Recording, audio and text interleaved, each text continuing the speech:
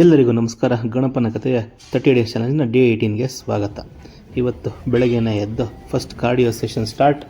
15 minutes cross walk, ಅದಾದಮೇಲೆ 15 minutes cycling, ಅದಾದಮೇಲೆ ಲಾಸ್ಟಲ್ಲಿ 15 ಮಿನಿಟ್ಸ್ ಟ್ರೆಡ್ಮಿಲ್. ಇಷ್ಟೆಲ್ಲ ಮುಗಿಸ್ಕೊಂಡು ಒಂದು ಮಸ್ತಾಗಿರೋ ಸ್ಮೈಲ್ನ ತೊಗೊಂಡು ಇವತ್ತಿನ ದಿನ ಸ್ಟಾರ್ಟ್ ಮಾಡಿದ್ವಿ.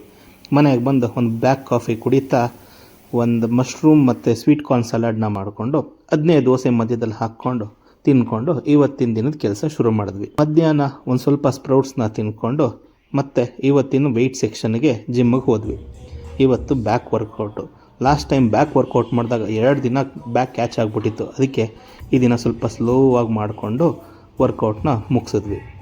ಎಲ್ಲ ಆದಮೇಲೆ ಮಧ್ಯಾಹ್ನ ಊಟಕ್ಕೆ ಕೆಳಗಡೆ 2 ಮುದ್ದೆ ಉಪ್ಸಾರು ಪಲ್ಯ ತಿನ್ಕೊಂಡು ವಾಪಸ್ ಮನೆಗೆ ಬಂದು ಒಂದು ಗ್ಲಾಸ್ ಮಜ್ಜಿಗೆನ ಕುಡಿದು ಸಂಜೆ ಬೆಂಗಳೂರು ವೆದರ್ ಇವಾಗ ಹೇಗಿದೆ ಅಂದರೆ ಮಸ್ತ್ ಮಳೆ, ಅದರ ಜೊತೆಗೆ ಒಂದು ಬ್ರಾಕ್ಲಿ ಸೂಪು ಮತ್ತು ಕೆಲಸ ಮುಗಿಸ್ಕೊಂಡ್ವಿ.